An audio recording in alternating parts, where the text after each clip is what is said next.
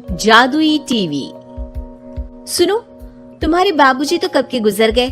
अब उनका जो सामान है वो पड़े पड़े कबाड़ा हो रहा है। बेच ही दो, कुछ पैसे आ जाएंगे। बात तो सही है। अगले संडे फुर्सत में यही करेंगे। अगले संडे रोहित सारा सामान कबाड़ी को घर बुला के दे देता है।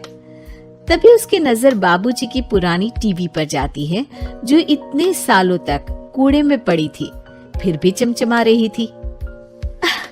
टीवी तो देखो, जैसे एकदम नई हो। हाँ, बाबूजी को टीवी देखना बहुत पसंद था। उनका सपना था कि वो टीवी पे आए। एक बार मौका भी था जब वो अपने गांव के गाने सुनाने किसी चैनल पर जाने वाले थे, पर मैं और मेरा भाई लड़ पड़े और बाबूजी को घर पर ही रुकना पड़ा। चला के देखें क्या? हाँ, क्यों नहीं, देख लेते हैं, शायद ही चले। बाबूजी ने उस लड़ाई के दिन के बाद टीवी देखना ही छोड़ दिया था। टीवी चालू करने के लिए उसमें केबल वायर लगा दिया जाता है। एक न्यूज चैनल चालू हो जाती है। स्वर्ग की सीढ़ी के रास्ते हैं तीन, तीनों के तीन रास्ते हैं संगीन। पहला रास्ता है सांप की बीन, दूसरा रास्ता घर में बिछा कालीन, तीसरा रास्ता कलकत्ता से चीन। ये क्या बकवास खबर है, कुछ अच्छा लगा दो।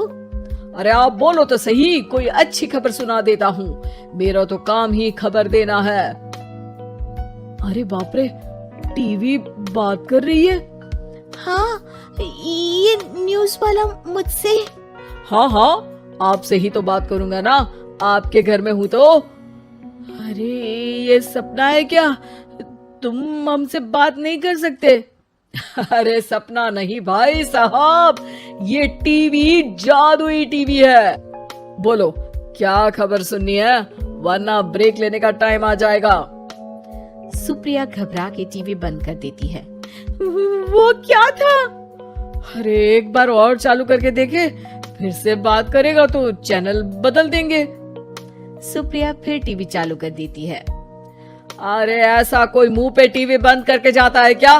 मुझे बुरा लगा आपका नेचर। चाय पानी तो पूछो। सुप्रिया टीवी के बटन से चैनल बदल देती है। अब टीवी पर एक फिल्म चल रही है। अरे ये तो सूर्यवंशम है ना?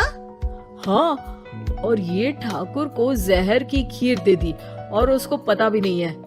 ए भाई, खीर मत पीना, उसमें जहर है, मत पीना।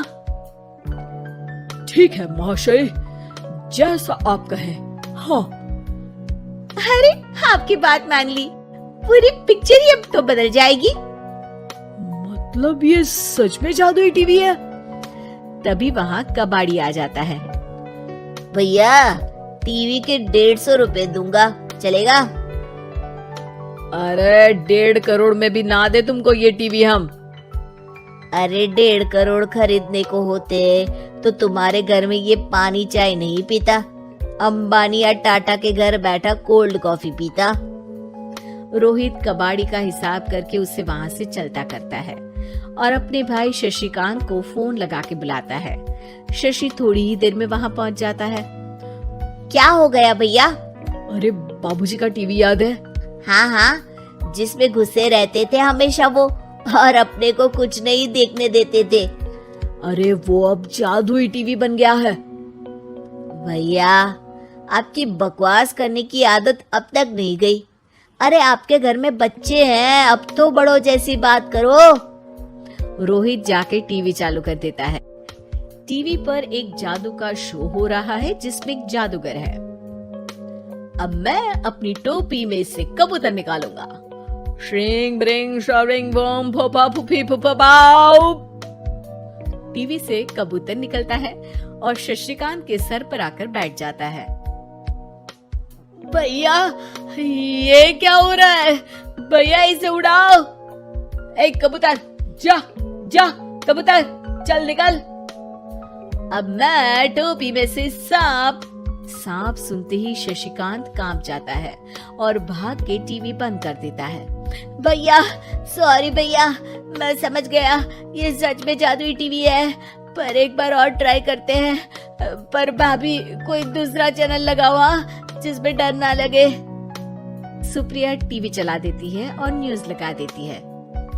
अरे कितने दिनों बाद मुझे याद आया, बताइए क्या खबर सुनाओ। और ये नया आदमी कौन है? ये मेरा भाई है शशिकांत। ओह यस, वही है ना जिससे तुम लड़ लिए थे किसी बात पे और तुम्हारे बुढ़ाओ पिताजी गुस्सा हो गए थे और टीवी को संन्यास दे दिया था। हैं? तुमको कैसे पता ये सब? इस टीवी में रहने वाले आदमी से लेकर कबूतर तक को तुम्हारे बाबूजी और तुम्हारी बातें पता है, इसलिए तो ये जादुई टीवी है। ये टीवी क्या कर सकती है वैसे? तुम जो मांगो दे सकती है। कहानी बदल सकते हो, खबर बदल सकते हो, कोई चीज मांग सकते हो। अरे भैया, ये टीवी मैं लेके जा रहा हूँ। बाबूजी का लाडला तो मैं ही था ना। अरे ऐसे कैसे? मैं बड़ा बेटा था, अब तक मेरे घर में टीवी थी ना। अब तक कहाँ गए थे पिताजी के लाडले? तुम्हारी गलती का एहसास भी है। अरे भैया ज्यादा ना बोलो वरना भूल गए, आपके दांत तोड़ दिए थे मैंने उस लड़ाई में। मेरी बीवी के सामने मेरी बेइज्जती करता है। रुक। दोनों भाई हाथापाई पे उतर जाते हैं। रुक, बताता हूँ तुझे कि कौन बड़ा है। अरे छोटे का दम तो देख लीजिए आप। ये खबर आपके बाबूजी को देता हूँ। तभी टीवी अचानक बंद हो जाता है। अरे शायद टीवी नाराज हो गया। और लड़ लो, आए बड़े खली बनने। टीवी से एक तेज रोशनी निकलती है और टीवी में बाबूजी दिखाई देते हैं। बाबूजी आप? इतना चकरा क्यों रहा है? अपने बाप को नहीं पहचानता क्या? ये तो ऐसा ही है बाबूजी। प्रणाम बाबूजी। अरे चुप कर, तुम दोनों ही उल्टे हो। तुम्हारी वजह से मैंने टीवी में आने के सपने को छोड़ दिया, तुम्हारी लड़ाई की वजह से। और तो और, जितना मैं अपनी बीवी को नहीं देखता था उतना टीवी को देखता था, वो भी छोड़ दिया तुम दोनों की लड़ाई की वजह से। और अब मरने के बाद जब मैंने टीवी को जादुई टीवी बना दिया तो भी तुम इसका फल लेने की जगह लड़ रहे हो। अरे तुम तो लायक ही नहीं हो। अब तुमको बाबा जी का ठुल्लू भी नहीं मिलेगा। बाबूजी चले जाते हैं। टीवी बंद हो जाता है। रोहित और शशिकांत गिड़गिड़ा के टीवी के सामने हाथ जोड़ के बाबूजी को बुलाते हैं, पर टीवी सिर्फ धुआं निकालता रहता है।